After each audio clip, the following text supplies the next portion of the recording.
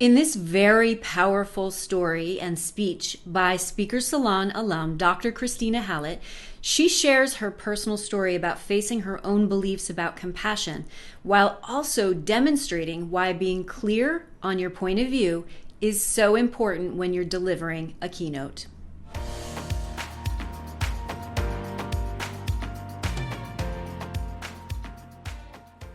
In 2003, I went to prison.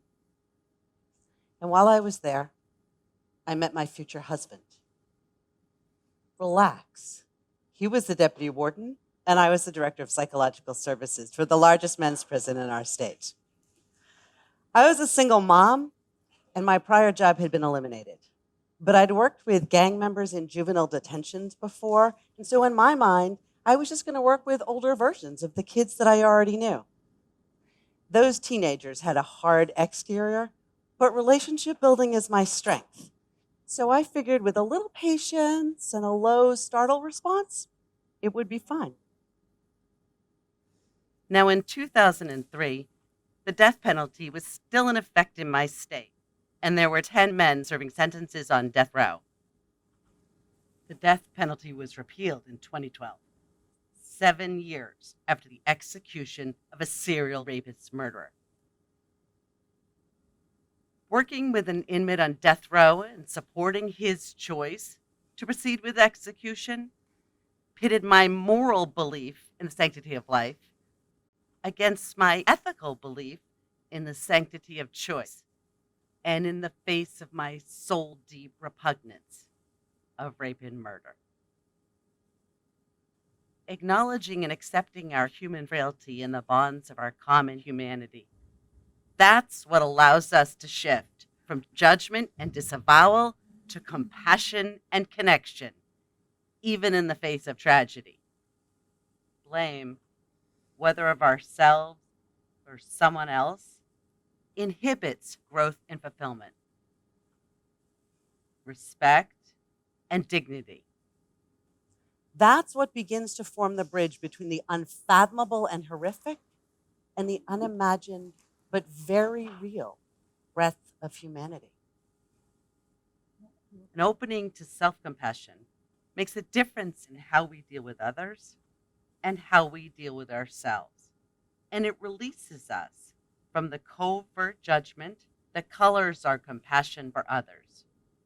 So when we unhook self-compassion from judgment, we're able to more fully experience judgment-free compassion for others.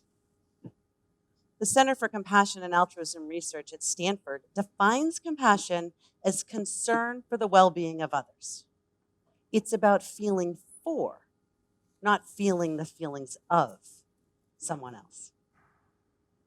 I'd like you to take a walk with me. Imagine you're outside the building. It's large, austere, and it's surrounded by barbed wire. We enter, and immediately there's the metal detector. My first thought, please don't let my bra set this off. True story. We proceed up to the window and slide our IDs underneath the bulletproof glass to the officer behind it. And after he glances between our IDs and our faces multiple times, he gives us the ID back with a gruff, "Go on in." And we move past a sliding steel mesh gate into the first trap, a 12 by 12 section of walkway. And we wait for the gate to close behind us to allow us to move forward. In that moment, I was pretty uncomfortable. I felt trapped and uneasy. This was my new workplace, but I was already starting to feel more like a number than a person. There were no smiles, no laughter. Everything felt gray, even the air around me.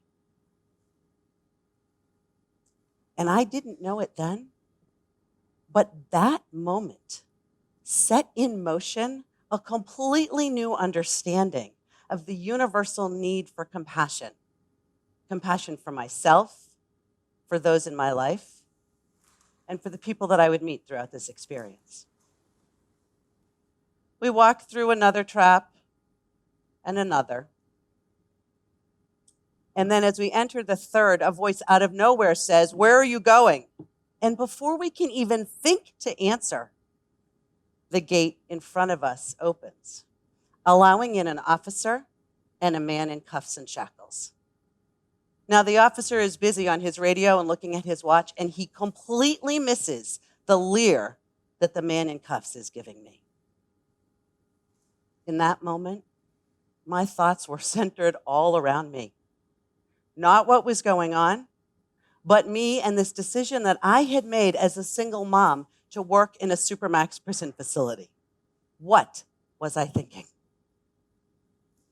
The divide between me and them, the inmates and the officers, seemed insurmountable. And yet there was an undeniable connection.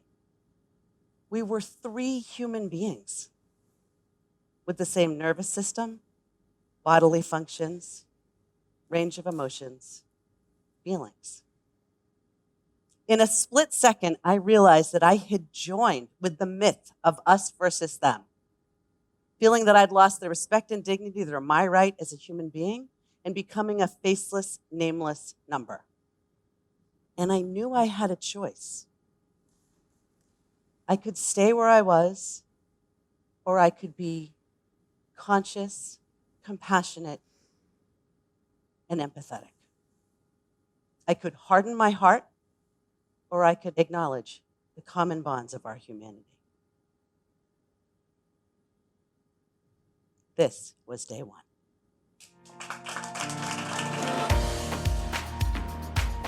If you have the desire to share your very powerful and important message from the Speaker Salon stage, go to speakersalonapplication.com. And I'd love to hear from you and what your takeaways were from Kristina's talk. And if you haven't already, be sure to subscribe and hit that notification bell so that you have access to my latest video. I am so happy that you are here and will always respond to your comments. Big love.